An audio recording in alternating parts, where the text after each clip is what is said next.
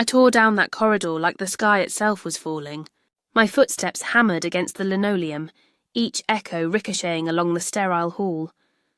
That peculiar hospital hush, hollow, humming, endless, mingled with a sting of antiseptic that scraped my throat raw. My pulse was so wild I could feel it drumming in my temples, in the cords of my neck, in every inch of my 66-year-old body that in a blink felt 1,000 years older. Robert, my boy, my only boy, emergency admission. Those were the words I'd heard over the phone barely 40 minutes earlier, and I hadn't stopped trembling since. I hugged my purse to my chest as I swung around a corner, scanning frantically for the room number they'd given me. Joint of 3, 12. The brass digits swam on the door plaques as my eyes kept snagging. 308. V10. Close, so close. If I could just get there, I could breathe. I could see him. I could hold him and promise it would be all right, the way I'd done his entire life. Because that's what mothers do, isn't it? We mend what's cracked. We soothe what aches. We pour out everything, absolutely everything, without the smallest expectation of anything back, and I had poured out so much. So much that I sometimes wondered if there was anything of me left beneath all those stacked layers of sacrifice. But none of that mattered now. The only thing that mattered was reaching that door, seeing my son, finding out what happened. The call had come while I was fixing dinner. I dropped the spoon into the pot when I heard Scarlett's frost-edged voice at the other end. "Robert is in the hospital. Accident. Come if you want." Then she hung up. Just like that. No detail about what kind of accident, how bad it was, whether he was awake or drifting. Just those clipped words and that familiar tone she always used with me, as though I were a bother, an interruption inside her polished life with my son. But there was no time to unpack any of that now. 3:11, almost there. My hands shook as I smoothed my coat, wrestling my ragged breathing back under control. I had to be solid for him. I had to be the mother I've always been, the one who doesn't fail, the one who shows up even when unseen, even when unthanked. That's when it happened. A hard grip latched onto my forearm and tugged me aside with surprising force. I nearly cried out, but another hand settled softly over my mouth as a woman's voice pressed a whisper against my ear, urgent, steady. Hide and wait. Trust me. She was a nurse. I caught it from the uniform, from the faint, clean scent of medical soap that wrapped around her. About 40, I guessed. A serious face, dark eyes lit by a fierce, peculiar shine. She guided me, gentle yet insistent, toward the half-open door of room 311, right next to Robert's. Don't make a sound. Don't step out. Watch and listen. You'll understand everything soon. Before I could react, before I could ask what on earth was happening, she slipped away down the corridor, her shoes tapping out that same relentless rhythm on the floor. I stayed where she'd planted me, frozen behind the door, my heartbeat pounding now for entirely different reasons. It wasn't only fear for my son anymore. It was something else, something dense and heavy that I couldn't name yet. The room was empty, dim. It smelled like crisp sheets, and the tin-cold breath of the air conditioner that dries your mouth. I pressed my back to the wall, trying to make sense of what had just occurred, trying to understand why a stranger had stashed me away like I might be in danger. Danger? Me absurd! And yet there'd been something in her eyes, something in the urgency of her voice that pinned me in place. "Trust me," she'd said, and for reasons I couldn't explain, I did. Maybe because in moments of pure panic, any outstretched hand feels like a lifeline. Maybe because, after so many years of invisibility, of being overlooked, someone was finally seeing me, shielding me, though from what I didn't know. My breathing slowed as my eyes learned the gloom. I made out the contour of a vacant bed, the IV pole rising like a metal skeleton, the curtains sealed tight, admitting only a blade-thin strip of light from the hall. Less than a minute slipped by, 60 seconds that stretched into forever. Then I heard them. Voices out in the corridor. Scarlett's, impossible to miss, with that sugared tone she donned whenever she wanted something. And another voice, a man's, unfamiliar, formal, clipped. They stopped directly across from me at room 312, Robert's door. Every muscle in my body went rigid. I found myself holding my breath. "Are you sure no one will see us here?" the man asked. Scarlett let out a small, brittle laugh like dry leaves scraped by wind. "The old woman's on her way, but she'll be a while. Security doesn't let just anyone through quickly. We have time, old woman." She called me an old woman. Something cinched tight in my chest, like a fist squeezing my heart. Still, I forced myself to stay still, to keep listening, because some stubborn sense told me this was only the beginning. "Good. Then let's run the documents one more time," the man said. "The house transfer needs to be finalized before he wakes up. If he asks questions, you tell him he signed everything prior to the accident." "Understood?" "The house. Our house. The one I bought using my late husband's inheritance. The deed I'd put in Robert's name because I trusted him, because he was my son, because I never considered that anything like this could happen. $180,000. I thought my security, my future, handed over with open hands because mothers trust, because mothers give without tallying." "Understood," Scarlett replied. Something in her voice leached the warmth from my veins. It wasn't sorrow. It wasn't worry for the man lying hospitalized a few feet away. It sounded like satisfaction, like triumph, like someone who'd just captured a king in a game I hadn't even realized we were playing. "And the business," the man continued. "The 200,000 in the joint account? I can move that too, 200,000. The money I'd loaned. No, the money I had given Robert to start his import company. Money he'd never returned because, Mom, it's an investment in our future. You'll see. You'll get it back when the business grows. I promise." The business had grown. Contracts landed. Profits flowed. And I was still in my small 2-room flat, building dinners from supermarket specials, wearing the same clothes from 5 years ago, switching off lights to shave the electric bill, while they lived in a sprawling house with a yard and a pool. While Scarlett collected designer bags worth more than 3 months of my rent, while Robert rotated cars every 2 years like shoes. "Technically, it's tricky since you're not listed on the account," the man said. And then I understood. A lawyer. I could picture the expensive suit, the leather briefcase, the hands that had never lifted anything heavier than paper. But if he doesn't wake in the next few days, or wakes with significant cognitive impairment, you can petition for temporary guardianship. That will grant you access to everything, accounts, properties, investments, if he doesn't wake up. The words hung in the air like knives, as if it were acceptable, as if it were preferable, as if they were discussing the weather or tonight's dinner. I clamped a hand over my mouth to keep from screaming, to keep from retching against the cold hospital wall. My legs shook so fiercely I had to brace against the door frame. The wood felt ice-cold under my fingers. This couldn't be real. It had to be a nightmare, the kind where you run and never move, where you scream and nothing comes out. "And her?" Scarlett asked. The way she said her made me feel like an insect, something to be crushed without a thought. The meddling old woman. Can she claim anything? Legally? Silence stretched. Paper rustled. He was checking documents. "Legally, no," he said at last. "From everything I reviewed, she's not listed on any official paperwork. Not the house, not the business, not the accounts. It's all in your husband's name. As the lawful wife, if he's incapacitated, the law favours you entirely. She's nothing. No standing. She's just the mother-in-law. A spectator, I am nothing. No rights, just the mother-in-law. A spectator," the words cut through me like ice bullets. 66 years boiled down to that. 40 years married to a good man, taken too soon by a heart attack no one saw coming.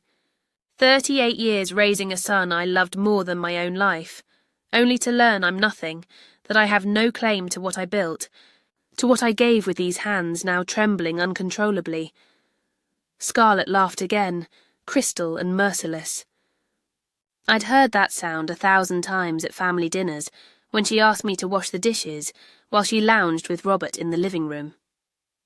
That laugh when I arrived with gifts, and she muttered a thank you without meeting my eyes, without rising from the couch. The laugh I'd once mistaken for shyness the day Robert introduced her to me 7 years ago. How foolish I'd been. How blind. How unforgivably naive. Perfect. Then we stick to the plan, she said. I've been crushing the pills into his morning orange juice, just like you explained. A little more each week, half a tablet more. The doctors chalk it up to overwork, fatigue, lousy diet. No one suspects a thing. Not a thing. Time stopped, like someone slammed pause on the universe. Pills. She'd been dosing my son, my Robert, the baby who grew under my heart, who nursed at my breast, who slept in my arms every night for his first 2 years. My mind tried to swallow what I'd just heard, but it was too monstrous, too impossible. Things like this happen in films, in distant headlines, in stories you read online and murmur, how horrible, and thank goodness it would never be me. But it was me. It was happening right now, just inches away, while I hid like a cornered animal. At the hospital it's even easier, Scarlett went on, lazy and relaxed, as if she were swapping a recipe or a stain removal trick. I can add things to the IV when nurses are on rounds. I have access. I'm the wife. No one questions me. Everyone pities me. They bring coffee. They tell me to be strong. It's almost funny. 2 or 3 more days and it's done. His heart will give out. It'll look entirely natural. Happens all the time to 42-year-old men who overwork and neglect themselves. Statistics are on our side. 42. My son was 42, and his wife was planning his death like a weekend trip. My knees buckled. I slid down the wall, ending up on the cold tile of that empty room. I pressed both hands over my mouth so hard I could feel my teeth through my lips. I couldn't cry. I couldn't make a sound. I couldn't reveal I was here catching every word of this hellish exchange. Excellent, the lawyer said. Papers snapped shut. I'll email the final documents tonight. Sign digitally, I'll handle the rest. By Friday next week, everything will be in your name. The house, the business, the accounts. As for the other matter, the hospital plan, I know nothing. Officially, this conversation never happened. Clear? Crystal, Scarlett replied. You're a genius, Mark. I'll make sure you're paid very, very well when this is over. Mark. I branded the name into my memory like carving stone. His footsteps receded, expensive shoes clicking on cheap linoleum. But Scarlett stayed. I could hear her breathing. I could feel her on the other side of the thin wall between us. Then she spoke, no longer to the lawyer. To herself? Or maybe to Robert, unconscious in that bed. Poor fool, she whispered, venom so pure it burned to hear. You thought you could win me with your bargain flowers and hollow promises. I never loved you. Not a single day. But you had what I needed. A gullible mother with money. A business on the rise. A paid-off house. And enough naivete to put everything in your name without a shred of protection. You were the perfect mark. Each word slapped. Each sentence drove a dagger straight through. 7 years married. 7 years of lies. 7 years of theatre. 7 years I believed my son was happy. Memories I'd misread rushed back. The visits where Scarlett vanished to the bedroom with some excuse. The days Robert looked pale and chalked it up to work. The times I offered help and he snapped, as if my presence were sandpaper. Mum, I'm not a kid anymore. I can handle my own problems, but they weren't his problems. They were hers. It was the poison he drank each morning, disguised as love in a glass of orange juice. It was the monster sleeping beside him every night, mapping his death while he dreamed of a future that would never arrive. And as for you, the meddling crone, Scarlett continued. Even though she couldn't see me, she knew I existed. In her way, she'd always known. Once this is done, you're gone. Out of our lives. You won't even have the right to visit his grave. Legally, you're nothing. Just the witch who never accepted me. Always suspicious, always sowing discord. It wasn't true. I had tried, God knows I had, to accept her because she was my son's choice, because his happiness was my only measure. I had swallowed 1,000 small humiliations. I smiled when she mocked my clothes, my haircut, my cooking. I washed her dishes after dinners, where I wasn't given a proper plate, nibbling leftovers standing in the kitchen while they ate at the table.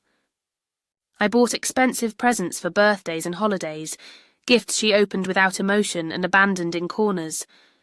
I tended their house when they travelled, watering plants, collecting mail, dusting. I'd been the ideal mother and mother-in-law, the one who never intrudes, never insists, only gives and gives and gives, and this was my return. Poison. Theft, planned murder. Her heels finally clicked away, each tap no longer elegant but like a ticking bomb. She slipped into Robert's room and closed the door with care. I stayed on the floor of the dark room, shaking like a leaf trapped in a storm. I don't know how long I sat there. Seconds, minutes, an age. Time lost its shape. Everything did.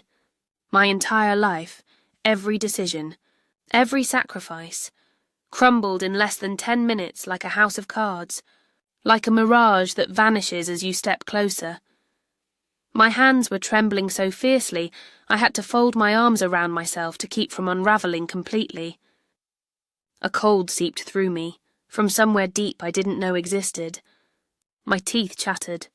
Waves of panic kept rising from my gut to my throat. Robert wasn't dying by accident or misfortune. He was being murdered, sip, by the woman who vowed to love him. No one knew. No one except the mysterious nurse who had hidden me. An angel, a sign, arriving in time to keep me from walking in ignorant and helpless, to spare me from confronting Scarlett's performance as the devoted wife, to arm me with knowledge, even if I didn't yet know what to do with it. What was I supposed to do? Run and shout? Call the police? Charge into that room and claw the woman's eyes out? Every option felt impossible, each path dropping into some deeper abyss. She was right about one thing. Legally, I was nothing. I had no proof, only a conversation overheard. My word against hers. A hysterical old woman against a young, beautiful wife, weeping by her sick husband's bed. The door swung open and my heart lurched. It was her, the nurse. She slipped inside, shut the door behind her, and clicked on a small lamp in the corner. The soft light let me really see her for the first time. A face set with resolve, bright, serious eyes, hair pulled into a precise ponytail. Her badge read, Leticia Sanchez, Specialized Nurse. She locked eyes with mine and knelt, wrapping my frozen hands in her warm grip. Breathe, she said, firm, kind. Deep breaths. I know the horror of what you just heard, but I need you calm. I need you thinking clearly. Your son doesn't have much time. Her voice struck like a wake-up slap. She was right. I couldn't fall apart, not now. There would be time to cry and scream later. Now I had to move. I had to save my son. I inhaled once, twice, 3 times. The air scraped, but it came. My heart still thundered too fast, but it was beating. How did you know? I managed, my voice hoarse. How did you know that she... Leticia sighed and sat beside me, her back to the wall. I've been seeing your son in outpatient consults for 3 weeks, she said. Every 5 days. Strange symptoms. Crushing fatigue, dizziness, nausea, irregular heartbeat. The physicians couldn't find anything conclusive. Stress, they said. But I've seen this pattern before. My sister died this way 4 years ago. Her husband poisoned her with anticoagulants for months. By the time we understood, her body was ruined. Her voice splintered as she said it, old grief lighting her eyes. She had lost her sister this way. And now she was trying to save my son, trying to stop another family from living the same nightmare. I started suspecting a week ago, she continued. The wife was always too composed, never cried, never truly panicked. Only questions about timelines, prognoses, and the legal process if he became incapacitated. Odd priorities for someone who supposedly loves him. I pulled older blood work 6 months back, compared it to now. The changes are dramatic. Certain levels are wildly off. Abnormal in a way you only see with deliberate. Ongoing poisoning. She slipped out her phone and showed me charts I barely understood. Red lines bucking like roller coasters, alarming flags dotting the margins. I took this to Dr. Stevens, the head of toxicology. He's the one person I trust here. He agreed to investigate quietly. But we needed more. We needed to catch her in the act. She showed me the phone again, this time a recording app. She had recorded the whole exchange, Scarlett and the lawyer, every word, every confession, every monstrous detail. I knew you'd come today, she said. Scarlett mentioned it to the nurses this morning, annoyed she'd have to deal with the meddling mother-in-law. I watched the corridor. I saw you running, and I knew I had to protect you, keep you from walking in blind. And I had to draw her out, she confessed. All of it. Tears slid hot and unchecked down my cheeks, relief and terror and boundless gratitude tangled together for this stranger who'd risked her job, maybe her career, to give me a chance to fight for my son. Thank you, I whispered, voice breaking. Thank you. Thank you. She squeezed my hands. Don't thank me yet, she said. This is just the beginning. Now we act fast and smart. Dr. Stevens is already analysing your son's IV bag. If he finds any tampering, we call the police at once. But we'll need more. We need the pills she's using, physical evidence. Where would she keep them? I asked, trying to think past the static in my head. Her purse or the car, Letitia said. Women like her are arrogant. They feel untouchable. They don't think anyone will look. She stood and helped me up. My legs still shook, but they held. Listen carefully, she said, her gaze locking mine with a force that made me believe we could win. You're going to walk back in there like you know nothing. Go to your son. If you must, hug her. Cry. Play the part of the desperate mother, that's what she expects. Meanwhile, I'll talk to security, pull hallway camera footage, document every time she slips in alone. And I'll make sure she doesn't get near that IV again. I nodded, trying to absorb it all. Perform. Pretend. Become what she believed I was. A foolish, frantic old woman. I could do that. I'd been doing variations of it for years without noticing. And one more thing, Letitia added, lowering her voice. Don't tell your son if he wakes what you know. Not yet, he might not believe you. He may think you're exaggerating or jealous. Men in love can be blind. And she's had 7 years to poison him, not just with pills, but with lies about you. The truth stung because I knew it. Robert had grown distant with me over the last few years, sharper, easily annoyed.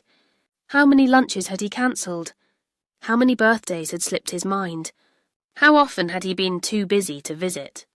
I'd excused it as work, as stress, as adulthood. I never once imagined it was her whispering poison into his ear at night. She's built the perfect narrative, Letitia said softly. If you storm in accusing her, he'll defend her. And we lose our chance to save him.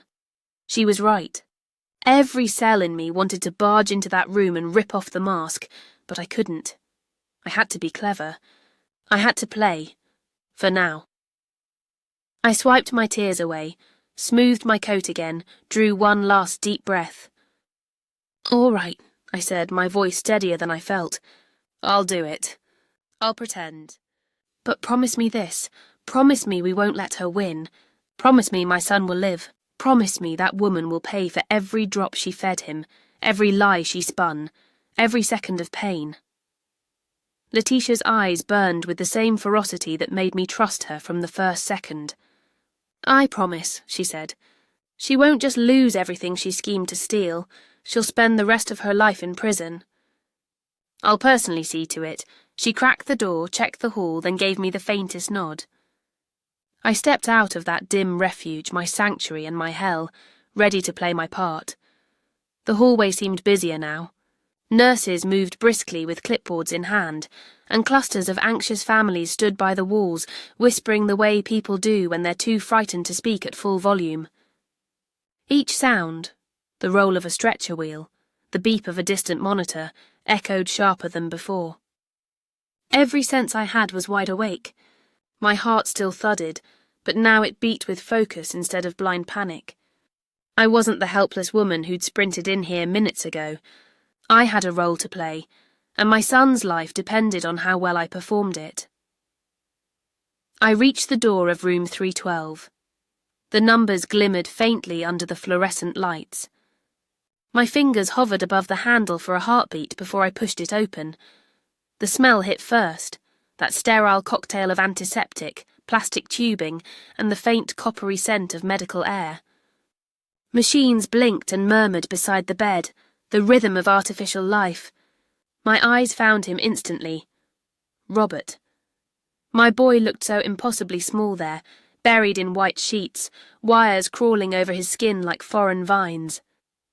His chest rose and fell faintly. His face was pale and still, lips colourless. For a split second, the mother in me wanted to collapse beside him, to scream his name until he woke. But I remembered Letitia's words. I couldn't afford emotion right now. I had to be deliberate, observant. And then there she was, Scarlett. She sat next to him, her posture flawless, her hand laid delicately over his like a caring wife in a photograph. Her hair gleamed under the light, not a strand out of place. She wore a cream-coloured dress that looked like it had come straight from a boutique window. Even her tears were artful, perfectly balanced in her eyes, never falling. The snake wearing human skin. The instant she noticed me in the doorway, she rose with practised grace. Her expression changed in an instant. Wide eyes, trembling lips, concern painted onto every line. She pressed a manicured hand to her heart. "Doris!" she gasped, voice cracking in all the right places. "Thank goodness you're here." And before I could step back, she rushed forward and wrapped her arms around me. It took everything I had not to recoil. Her perfume filled my lungs, jasmine, powder, and deception. That scent would haunt me for the rest of my life. I had to hug her back, to let my hands rest on her shoulders as if I still believed her performance. I felt the tension in her body. Even her comfort was calculated. "Thank you for coming," she whispered against my ear. "I know how hard it must have been to get here on such short notice. I called as soon as I could. A lie, smooth and effortless. She hadn't called as soon as she could.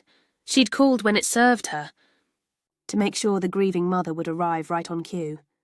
I pulled away just enough to look her in the face. "What happened?" I asked, my voice trembling just enough to sound authentic. Her gaze softened. She sighed, rehearsed. "It was so sudden. He was at the office and just collapsed. They said he turned pale and couldn't breathe. Chest pains. They thought it was his heart."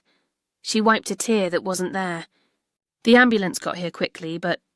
She looked at the monitors, shook her head, as though speaking was too painful. "They're not sure if he'll wake up. The next 48 hours are critical. 48 hours. My blood ran cold. The exact time frame she'd whispered to her lawyer in the hallway. 2 or 3 days. The poison's finish line. I bit my tongue to keep from screaming the truth into her face. "He's young," I whispered instead. "He'll pull through. He has to," Scarlett nodded solemnly. "That's what I keep telling myself." She squeezed my hand like a sister in grief. "I've asked Father Thomas to come tomorrow, to pray over him. I want to be prepared for every possibility. Prepared." Every word she said twisted into a blade. Prepared for his death, not his recovery. Prepared for her clean getaway, not for hope. I forced my expression into a blend of despair and maternal exhaustion. "Can I sit with him a moment?" I asked quietly. She hesitated. It was subtle, a flicker of doubt behind her polished mask, but then she smiled again. "Of course," she said sweetly. "I'll go get some coffee. Would you like some tea?" "No, thank you. I just need a moment with my son." "Of course," she repeated, brushing non-existent wrinkles from her dress. "I'll be right outside if you need me." The door shut softly behind her. Only then did I let my knees buckle. I sank into the chair beside his bed and took Robert's cold, limp hand in both of mine. I wanted to pour every ounce of warmth I had into him. "My sweet boy," I whispered, pressing my forehead against his knuckles. Forgive me. I should have seen it. I should have stopped her sooner. But I swear to you, I will fix this. I will save you. A faint tremor moved through his fingers, so small I almost thought I imagined it. Hope flickered, fragile but alive. When I lifted my head, Letitia was standing in the doorway pushing a medicine cart. She gave me a professional smile that meant keep up the act. Mrs. Doris, she said in her clinical voice, Dr. Stevens needs to speak with you about your son's treatment. It'll only take a minute. I nodded, feigning confusion. Oh, yes, of course. Once the door closed behind us, Letitia dropped the act. Her eyes were sharp again. We found it, she said in a low, urgent tone. Dr. Stevens tested the IV bag. It's contaminated with warfarin, a powerful anticoagulant. In medical use, it prevents clots. In large doses, it causes catastrophic internal bleeding. For a moment, the corridor spun. The word bleeding repeated in my head like an echo in a cave. My son's blood. His heart. His life. Draining invisibly while she smiled over him. It wasn't prescribed to him, Letitia continued. Someone introduced it into the IV line after it was set up. We also pulled the security footage. In the last 24 hours, Scarlett entered the room alone 3 times. In 2 of those, she's clearly seen adjusting the IV bag. I gripped the edge of the table to steady myself. You have proof? We do, Letitia said. Enough for the police to act. But we have a problem.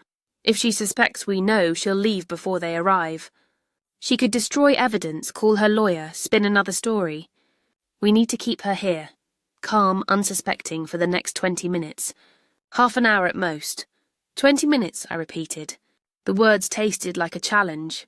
What do you want me to do? Go back inside, she said firmly. Keep her talking. Distract her. Whatever it takes. If she stays relaxed, we'll have her caught on every camera by the time the officers arrive. I nodded. I can do that. Letitia hesitated, then pulled out her phone again. There's more, she said grimly. While reviewing the footage, we found this. She held up the screen, a black and white clip from the hospital's parking lot. Scarlett stood beside her car, phone pressed to her ear. She was smiling, laughing, carefree, not the expression of a woman whose husband was fighting for his life.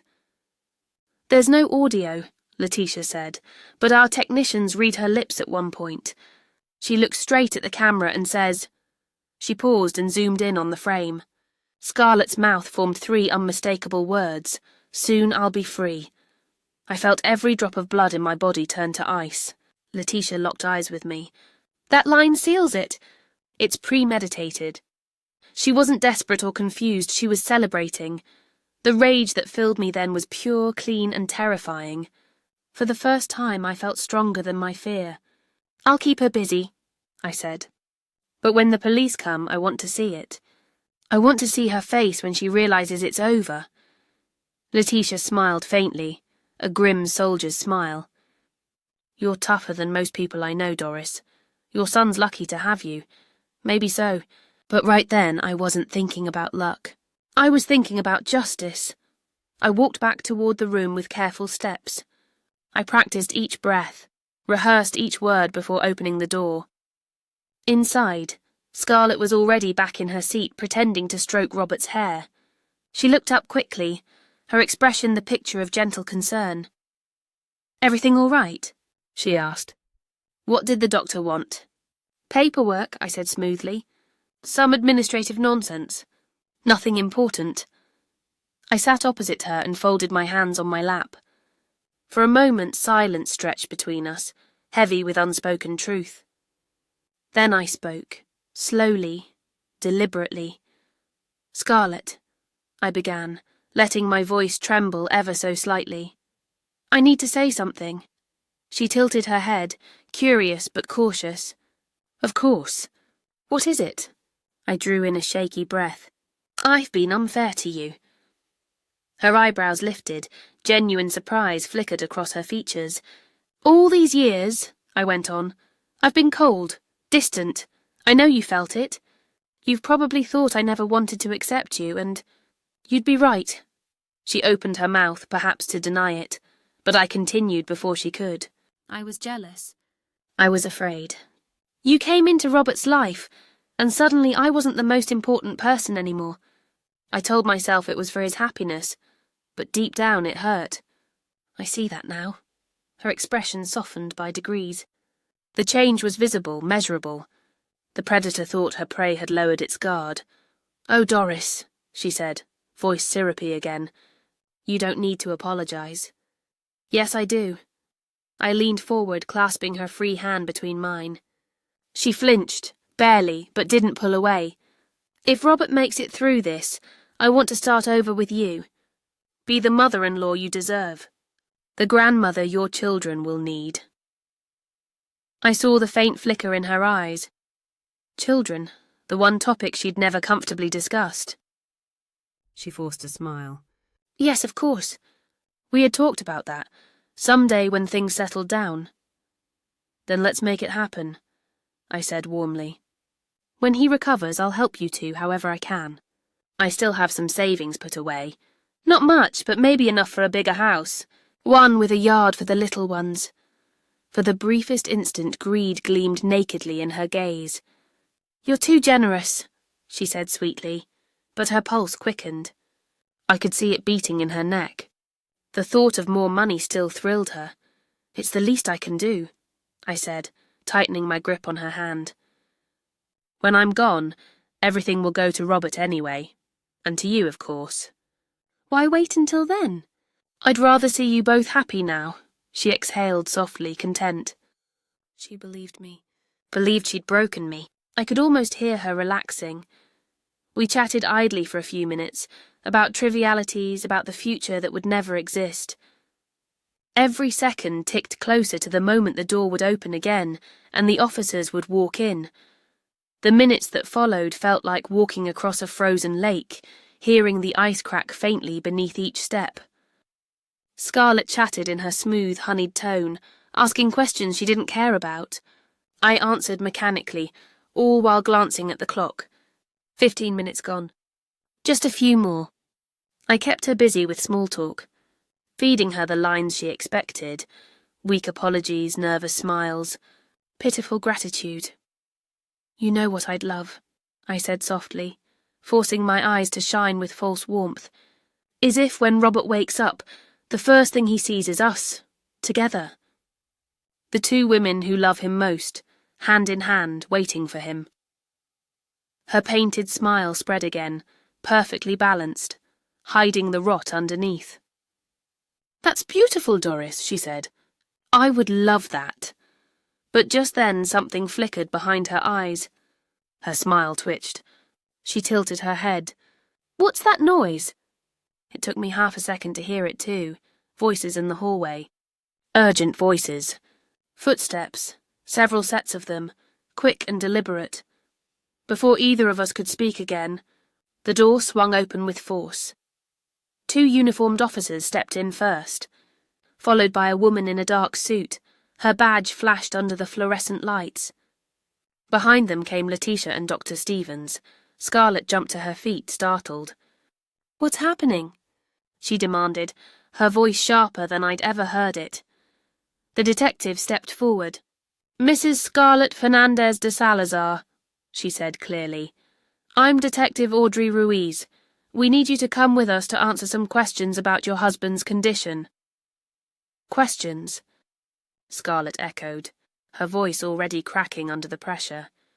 "What kind of questions? My husband is ill. He collapsed at work, for God's sake. What does that have to do with the police?" Audrey's gaze didn't waver. "We found evidence indicating that Mr. Robert Salazar has been the victim of deliberate, ongoing poisoning.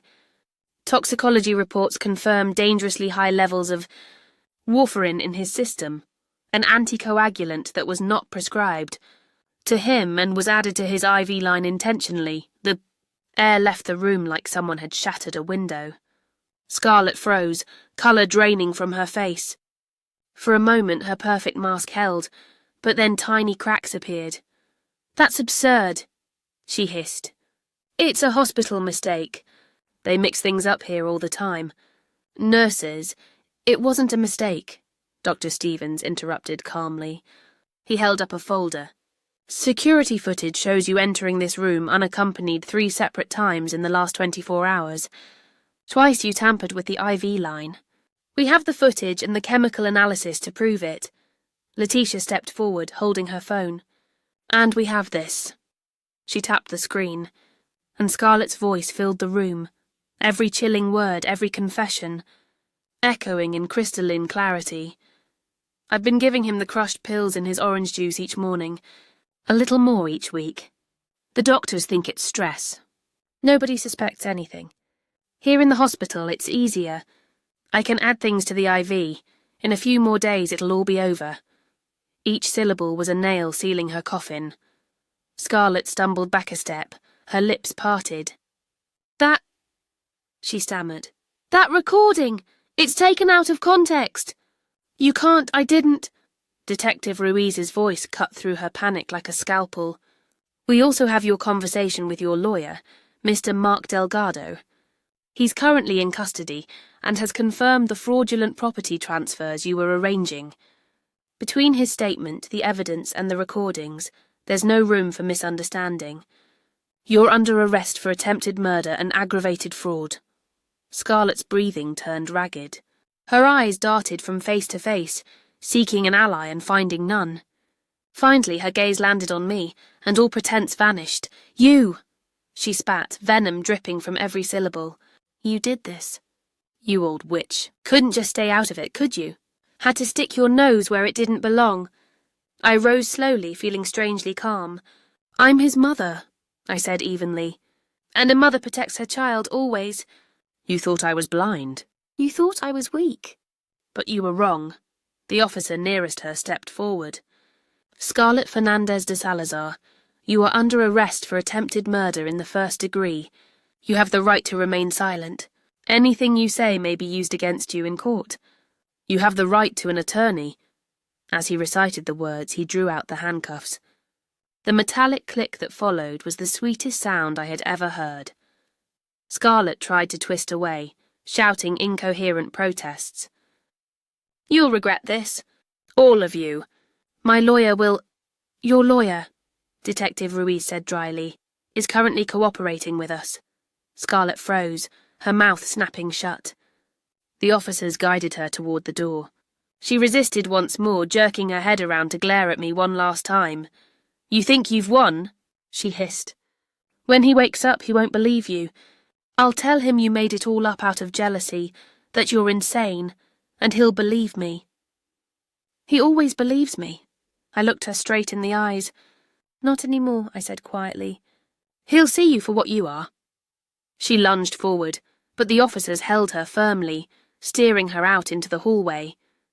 Her screams echoed down the corridor, harsh, broken sounds fading with distance. Then finally there was silence. The room felt impossibly still. My knees went weak, and I gripped the side of Robert's bed for balance. The adrenaline that had kept me upright drained out all at once, leaving my body trembling like paper in the wind. Letitia rushed to my side, catching me just before I fell. It's over, she whispered, holding me steady. You did it, Doris, you saved him. But I couldn't feel relief, not yet. I looked at Robert lying motionless, surrounded by wires and tubes. Is he going to live? I asked, my voice breaking. Dr. Stevens approached, his expression gentle but focused. We've already begun detoxification, he said. High-dose vitamin K, plasma transfusions, everything to counteract the warfarin. He's strong and we caught it in time. His chances of recovery are very good. Those words, very good, were the first breath of air after drowning. Hope returned, tentative but real. I sank into the chair beside my son and took his hand once more. Fight, my love, I whispered. Your mother has fought for you. Now it's your turn. The next 2 days blurred together, measured only by the rhythmic beep of machines and the slow rise and fall of Robert's chest. I never left the room. Letitia brought me coffee and sandwiches I barely tasted. She'd become more than a nurse. She was family now. My anchor in a storm I didn't think I'd survive. Dr. Stevens came in often, checking vitals, adjusting drips, reassuring me in his calm, deliberate way. His numbers are improving, he'd say, showing me charts full of lines and colours I didn't understand. His body is fighting back, and so was I. I sat by Robert's bed through the nights, talking to him softly, telling stories from his childhood. The day he learned to ride his bike. The Christmas he wanted a puppy so badly he left bones for Santa instead of cookies. The mornings we'd watch cartoons together before school. I reminded him of everything beautiful, everything worth waking up for. "You can't leave yet," I whispered. "There's too much left undone. Too many breakfasts, too many laughs, too many birthdays. You have to come back, my love." Sometimes his fingers twitched. Once his eyelids fluttered. Each tiny motion felt like a miracle. On the second day, Detective Ruiz came to see me again. She brought proper coffee this time, strong and rich, and a small smile that hinted at good news. "I wanted to update you," she said, sitting across from me. "Scarlett is being held without bail. The evidence against her is overwhelming. Her lawyer, Mark Delgado, is cooperating with us. He's confirmed everything. The forged property transfers, the bank plans, the motive.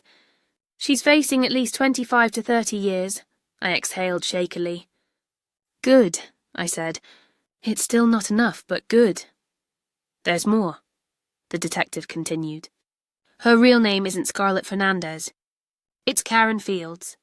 She's used at least 4 different identities over the past decade, marrying wealthy men, draining their accounts, and disappearing.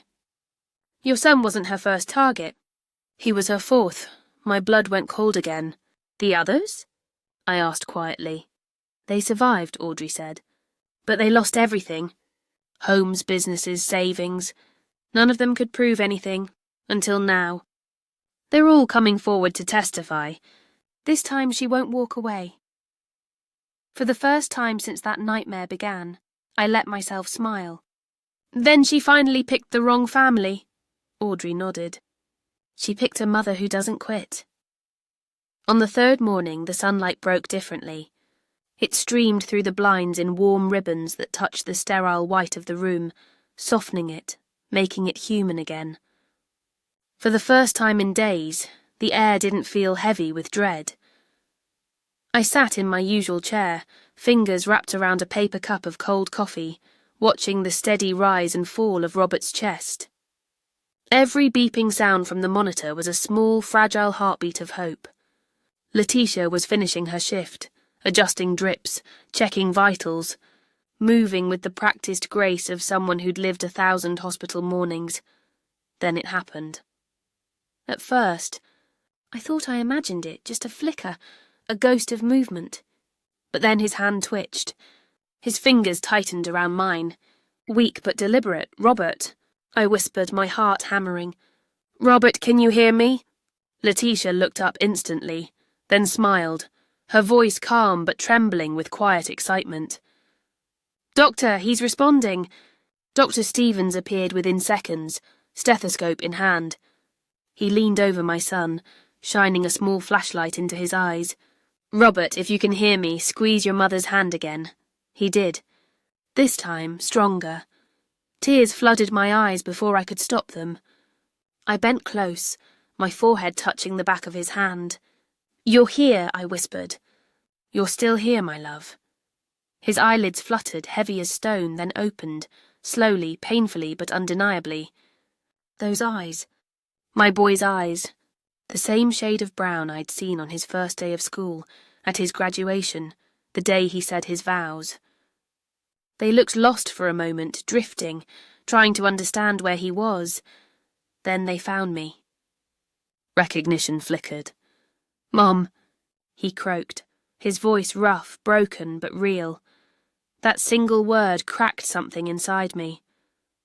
I broke down completely, clutching his hand, sobbing against his chest. "I'm here," I said again and again. "I'm here, sweetheart. You're safe now.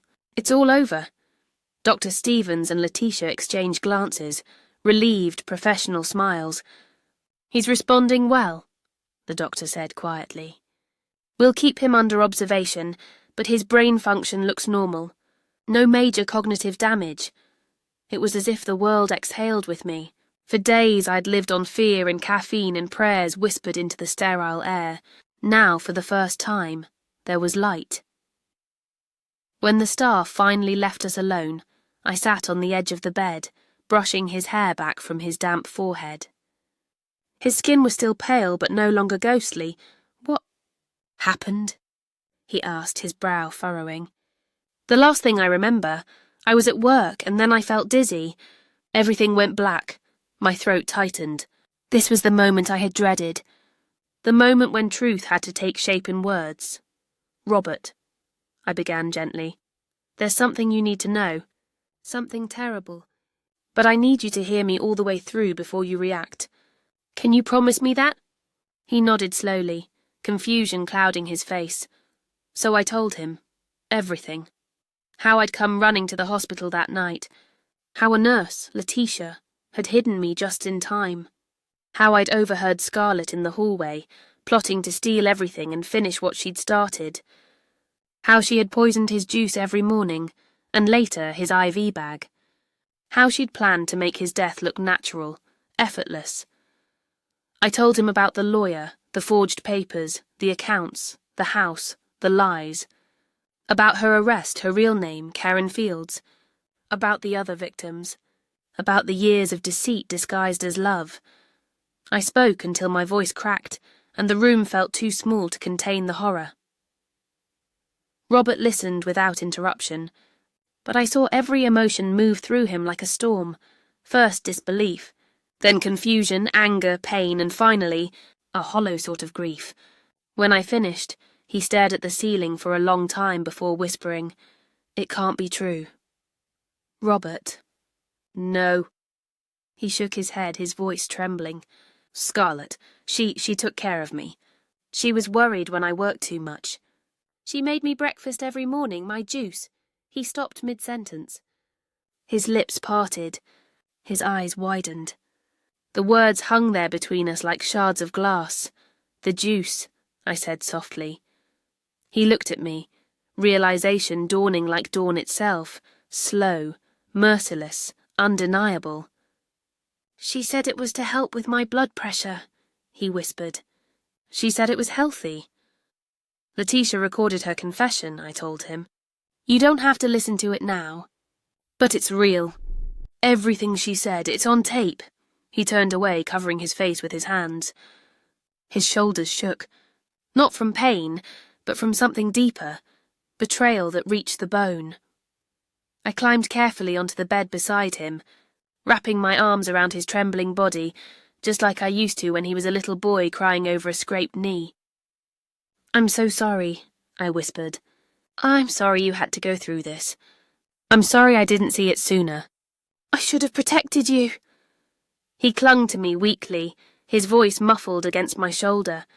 "It's not your fault. You couldn't have known." "I should have known," I insisted softly. "A mother always knows when something's wrong." But I let her fool me too. I let her fool everyone. We stayed that way for a long time, the only sound our quiet, broken breathing. The machines kept their steady rhythm beside us, the steady, mechanical heartbeat of a second chance. When he finally spoke again, his voice was quiet, raw. "She said things about you," he murmured. "Things that made me pull away. She told me you didn't like her, that you wanted to control me, that you were always trying to make her feel small." I felt the sting of tears again, but I nodded. "I know," I said. I could tell. "You changed toward me. You stopped calling, stopped visiting. I thought it was work stress. I told myself you were just busy." He looked devastated. She lied. All the time. She'd start crying whenever I brought you up, saying you hated her. I wanted to believe her because I loved her. God, how blind was I? I cupped his face between my palms. "You weren't blind," I said firmly. "You were kind. You believed in love. That doesn't make you weak, it makes you human. He let out a trembling sigh. I treated you horribly, Mum. I cancelled on you. I forgot your birthday. I didn't even invite you to Christmas last year because she said you'd make things uncomfortable. How can you still look at me? Because you're my son, I said simply. And a mother's love doesn't disappear because of someone else's lies. It waits, it forgives, it fights when it has to. He closed his eyes and leaned his forehead against mine. I don't deserve you. Yes, you do, I whispered. You always have. Detective Ruiz came later that afternoon, her tone gentle but professional. She needed Robert's official statement. It was difficult, but he agreed. He told her about the mornings when he'd started to feel weak, about the vitamins Scarlett insisted he take, about her growing obsession with his health. Every detail painted the same chilling picture. When she finished writing, Audrey looked up. There's something else I wanted to tell you both, she said. The property transfer you were tricked into signing, it was stopped before it went through. The house, the business accounts, everything your mother invested, it's all still yours. And everything Scarlett stole has been frozen. She won't touch another cent. Robert looked at me, his face crumpling with guilt. Mom, your money, the inheritance. It's still here, I said gently. And so are you. That's all that matters. Audrey smiled faintly. We'll need you to testify when the trial comes. I know it's hard, but your story will make a difference. Not just for yourself, for the others she's hurt.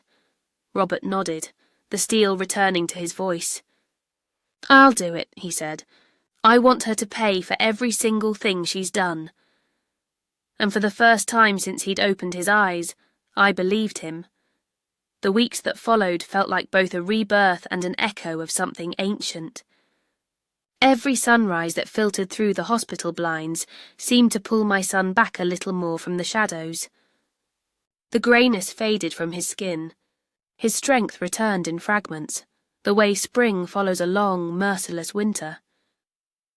Letitia was there through all of it, always with the same calm efficiency and quiet compassion that had first saved him. Robert often joked that she was more family than nurse now, and in many ways she was. I owe you my life, he told her one morning, his voice steady again. You and my mother, you're the reason I'm still breathing. Letitia smiled faintly as she adjusted his IV. You owe yourself too. You survived something most people wouldn't, but I knew she was being modest. She had risked everything, her career, her safety, her peace, to expose the truth. Heroes rarely wear capes. Sometimes they wear scrubs.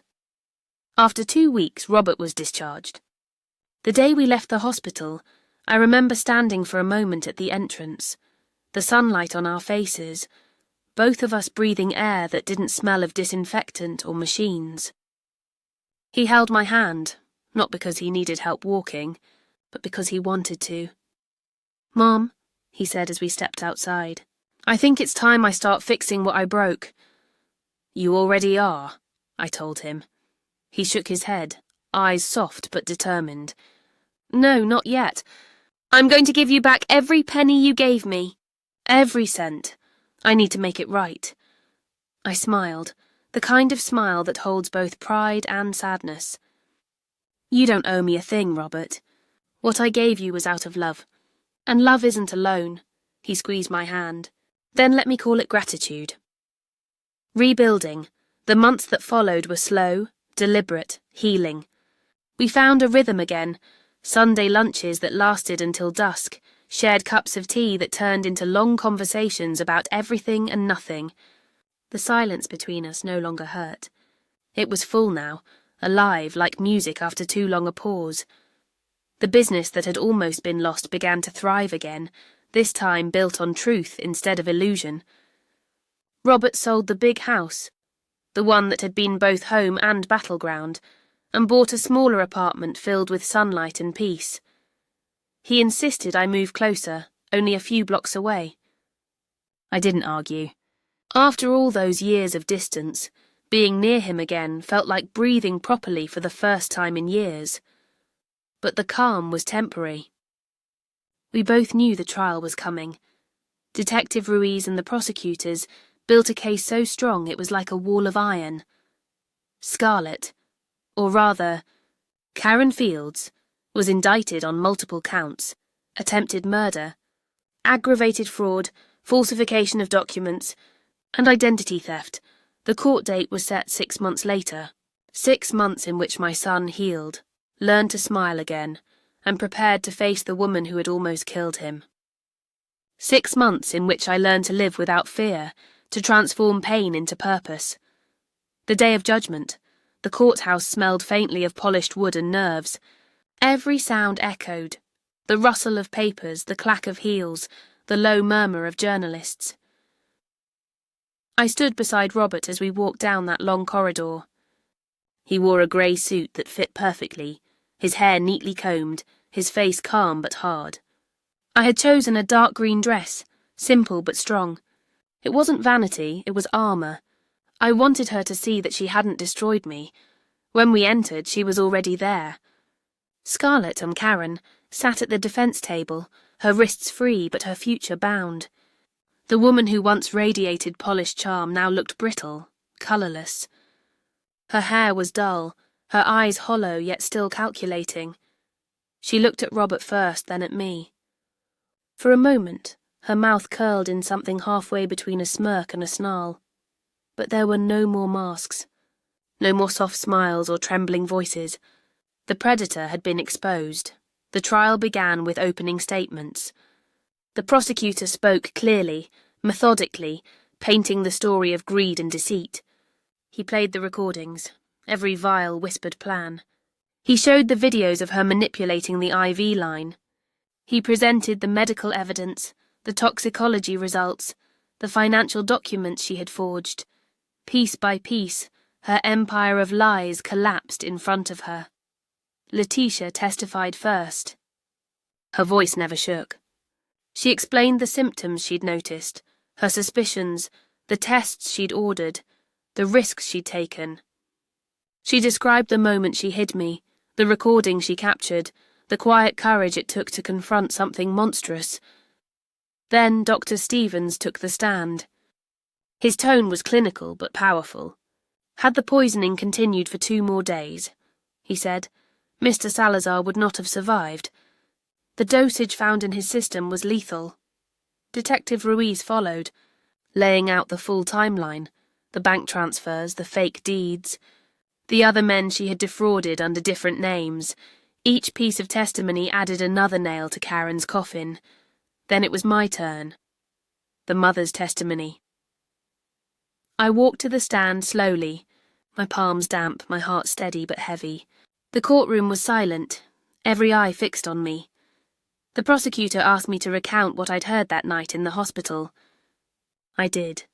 Every word, every sound, every breath of that cursed conversation. I told them about hiding in the dark, hearing my son's death plotted like a business deal, realising that the woman I had welcomed into my home was planning to destroy my family. My voice trembled at first, but grew stronger as I spoke. The words came not from memory, but from somewhere deeper, a place beyond fear. How did it feel? The prosecutor asked softly. To learn that your son's wife was poisoning him. I looked straight at Karen. It felt like watching the world collapse, I said, but it also lit a fire in me, a rage I didn't know existed, because a mother can forgive almost anything, except someone hurting her child. When I finished, the courtroom was so quiet I could hear my own heartbeat. The defense attorney tried to rattle me during cross-examination. He hinted that I might have exaggerated, that I disliked Scarlett from the start, that my jealousy coloured my story. But lies can't stand against truth spoken with conviction. I answered every question plainly, and even the jurors seemed to see through the defence's last desperate smoke. Then it was Robert's turn. He walked to the stand like a man reborn. He told them everything, how she'd controlled his routines, monitored his finances, manipulated his emotions. How the poisoning began slowly disguised as care. How he'd believed every lie because he wanted to, because love makes fools of us all. The prosecutor asked him one final question. "Mr. Salazar, what do you feel for her now?" Robert looked straight at Karen. His voice was calm, but his words cut sharper than any knife. "I don't hate her," he said. "I pity her, because she doesn't know what real love feels like, only greed. And I wouldn't trade places with her for all the money in the world. For the first time I saw her flinch. Not from guilt, from humiliation." The verdict. The jury deliberated for less than 3 hours. When they returned, I gripped Robert's hand. The air was electric, every breath heavy with anticipation. "On the charge of attempted murder in the first degree," the foreman read, "we find the defendant guilty." The words echoed like thunder. "On the charge of aggravated fraud, guilty. On the charge of falsification of documents, guilty. On all counts guilty." Karen didn't cry. She didn't plead.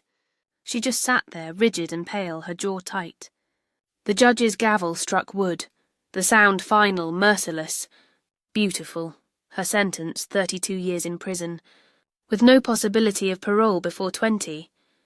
When they cuffed her and began to escort her out, she stopped beside our table. Her eyes met mine one last time, glowing with poison. "This isn't over," she hissed. "I'll get out someday." "You can't hide forever." Robert rose before I could speak. His voice was calm, steady, devastating. "You already lost, Karen. You'll fade behind bars while we keep living. You don't exist to us anymore, and that broke her. For the first time she looked small, powerless, forgotten." They led her away, her threats dissolving into echoes down the hall. Aftermath outside the courthouse, cameras flashed, reporters called our names. But this wasn't about spectacle. This was about freedom. Robert stepped up to the microphones, his hand finding mine. "My name is Robert Salazar," he said clearly, "and I survived the person I thought I loved. But I'm here today because 3 people refused to give up on me. Nurse Leticia Sanchez, Dr. Stevens, and my mother, Doris, who saved my life when I didn't even know it needed saving." He turned to me. His voice softened. "Mom, I can never make up for the years I lost or the pain I caused you. But I'll spend the rest of my life trying." I smiled through tears. "You already did, my love. You survived." Epilogue. The foundation. 3 months later, we sold the old house, that haunted place full of ghosts and memories. With the money, Robert bought a new apartment filled with sunlight and quiet laughter. And with what remained, we built something new. We called it Vigilant Mothers, a foundation for victims of domestic manipulation, fraud, and hidden abuse. We offered legal advice, emotional support, safe housing when needed. Leticia joined as our medical advisor, teaching others how to spot subtle signs of poisoning or mistreatment. In the first year, we helped 17 families. 17 lives saved from the same darkness that almost took my son. And me? I found purpose again. I became the voice for women who thought no one would listen. I told my story at hospitals, community centres and schools. I told them that silence can kill, but truth saves. Every Sunday, Robert visits for lunch. We cook, we laugh, we plan the future. We've stopped living in what was and started building what will be. When I look at him now, strong, alive, smiling, I no longer see the man who almost died. I see the man who is reborn, and I see myself too, not the tired woman who once ran down a hospital hallway, but the mother who refused to surrender. I am Doris. I am 66 years old, and after a lifetime of giving, I finally learned to fight, and I won.